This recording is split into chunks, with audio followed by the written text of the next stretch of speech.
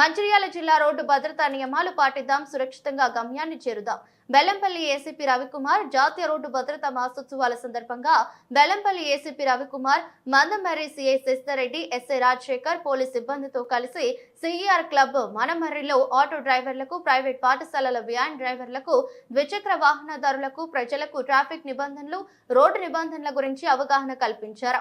ఈ అవగాహన కార్యక్రమంలో తెలంగాణ సాంస్కృతిక సారథి మంచిర్యాల బృందం వారు పాల్గొని తమ పాటల ద్వారా వాహనదారులకు అర్థమయ్యే రీతిలో వివరించారు.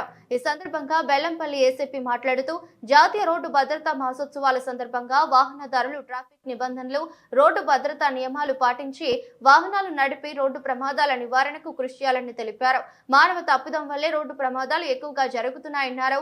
రోడ్డు దాటేవారు తప్పకుండా ఒక అక్షరం ఆగి చూసి రోడ్డు దాటాలని, మోటార్ సైకిల్ వాహనదారులు తప్పకుండా హెల్మెట్ ధరించాలని, 4 చక్రాల వాహనదారులు తప్పకుండా సీట్ బెల్ట్ పెట్టుకుని వాహనాలు నడపాలని తెలిపారు. ఒక రోడ్డు ప్రమాదం కుటుంబం మొత్తంపై ప్రభావం చూపుతుందన్నారు.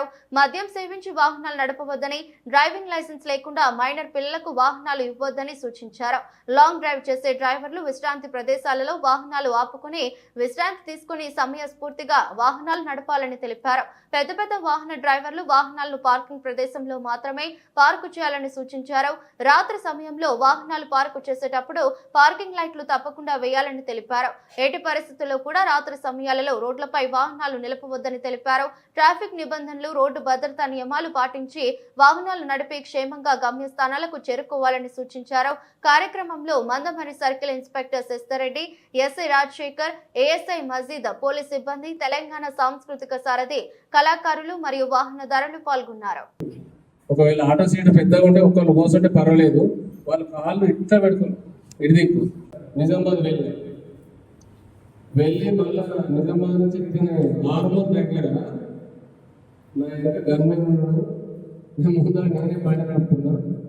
అక్కడ నుంచి పంది అడవారికి పోయే వరకు రిటర్న్ అయింది. నాకు బండి కంట్రోల్ పోయి పంది పోతే నేను అక్కడ ఉంటాను. నా ఇది వచ్చినా గంజన పడ్డాడు. ఇప్పటికీ గుర్తు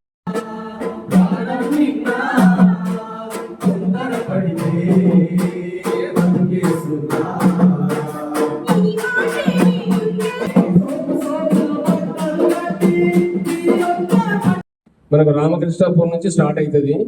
శ్రీరాంపూర్ దాటినాక అక్కడి నుంచి మొదలు పెడితే తాండూరు దాటినాక ఈ హైవే 30 కిలోమీటర్లు ఉంది సుమారుగా.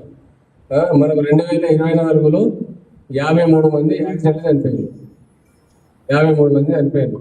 ఇందాక మందమేలో 9 యాక్సిడెంట్లు అయినాయి. ఆర్కేపూర్లో కూడా అంతే అయినాయి. 2 టౌన్లు అయినాయి, బెల్లపల్లిలో 1 టౌన్లు అయినాయి. ఇవన్నీ జరుగుతున్నాయి. మనం కొద్దిగా జాగ్రత్తగా ఉండి ఇవన్నీ అవాయిడ్ చేయాలి. అట్లాగే మేము ఇప్పుడు ఇక్కడ వై జంక్షన్ ఉంది ఒకటి, కాశీపేట దాటాక బెల్లంపల్లి కాశీపేట మధ్యలో మేము ఒక లెటర్ రాసినాం హైవే అథారిటీకి. అక్కడ బ్లింక్స్, తర్వాత కలర్ఫుల్ బ్లింక్స్, తర్వాత స్పీడ్ బ్రేకర్స్ కొన్ని వాళ్ళు పెడుతున్నారు. మంచి ఫోకస్ లైటింగ్స్ అరేంజ్ చేస్తున్నారు. వాళ్ళు వచ్చి చూసుకుంటారు.